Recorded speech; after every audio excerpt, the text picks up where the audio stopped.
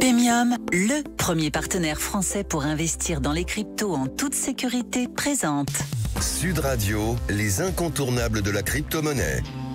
Thomas Binet.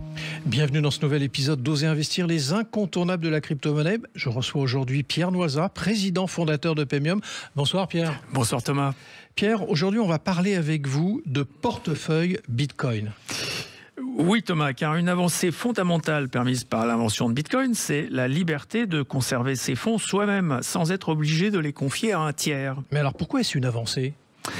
Parce que dans les systèmes monétaires étatiques, où la monnaie est émise au travers d'un crédit, elle n'existe que sous forme de dette. Le solde de votre compte bancaire, qui apparaît en haut bas de votre relevé, n'est en fait que la somme de ce que la banque vous doit.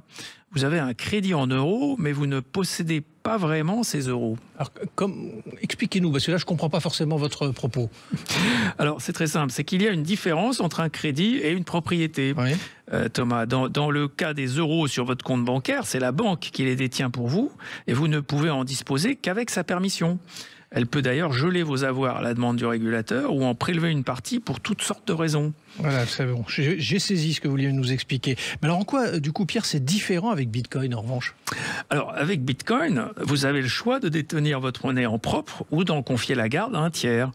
Beaucoup d'investisseurs préfèrent laisser leurs fonds sur une plateforme d'échange, mais ils peuvent aussi utiliser un portefeuille Bitcoin. Mais alors qu'est-ce que vous appelez du coup un portefeuille Bitcoin ?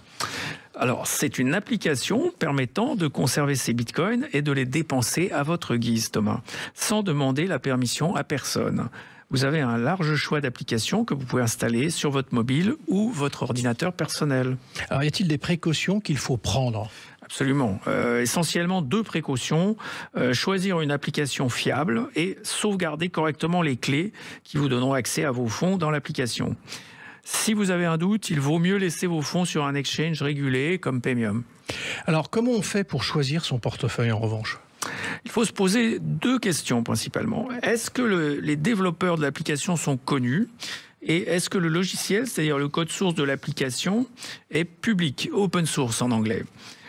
Pour le mobile, des applications comme Phoenix ou Blue Wallet répondent à ces critères et peuvent être considérées comme fiables.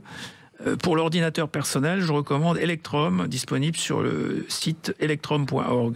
Dans tous les cas, il faut être vigilant, notamment pour s'assurer qu'on n'installe pas une contrefaçon de l'application d'origine via un lien malveillant, ce qu'on appelle le phishing. Oui, c'est un peu plus prudent, effectivement. Mais alors, une fois son portefeuille est installé, que faut-il faire ?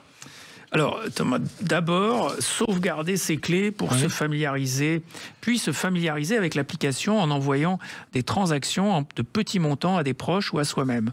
La sauvegarde des clés consiste à écrire sur une feuille de papier une phrase secrète, dite mnémonique, qui peut être affichée dans votre application. Cette phrase secrète est utilisée par votre application pour générer toutes vos adresses Bitcoin. Chaque utilisateur de l'application a bien entendu une phrase secrète qui lui est propre. Une fois la phrase secrète recopiée sur une feuille de papier, il faut la glisser dans une enveloppe, la sceller et la mettre en lieu sûr, un coffre ou un tiroir fermé à clé. Je recommande d'avoir au moins 2 enveloppes de sauvegarde dans 2 endroits différents par précaution et couvrir le risque d'incendie ou de perte. Et en cas de vol, il se passe quoi ? Alors, si une enveloppe disparaît ou si vous constatez qu'elle a été ouverte, il faut immédiatement transférer les fonds vers un nouveau portefeuille. Si vous perdez l'accès à votre téléphone ou votre ordinateur, votre enveloppe de sauvegarde va vous permettre de restaurer votre portefeuille sur une nouvelle machine en saisissant votre phrase secrète dans l'application nouvellement réinstallée.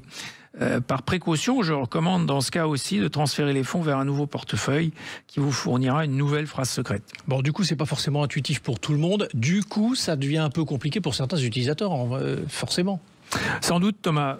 C'est pourquoi ceux qui ne sont pas à l'aise avec une gestion en propre des clés laissent leur bitcoin sur leur compte chez un exchange en attendant de monter en compétence sur le sujet. La souveraineté numérique et la liberté qui va avec passent par l'éducation et l'apprentissage. Oui, comme toujours, l'éducation et l'apprentissage, c'est la vraie différence sur n'importe quel sujet dans l'éducation financière. Merci Pierre pour votre analyse. On vous donne rendez-vous mercredi prochain pour un autre numéro d'Oser investir, les incontournables de la crypto-monnaie. Et pour ce qui me concerne, je vous donne rendez-vous dimanche matin dès 9h25 dans la matinale week-end. Sud Radio, les incontournables de la crypto-monnaie. Thomas Binet. Avec Pemium, le premier partenaire français pour investir dans les cryptos en toute sécurité.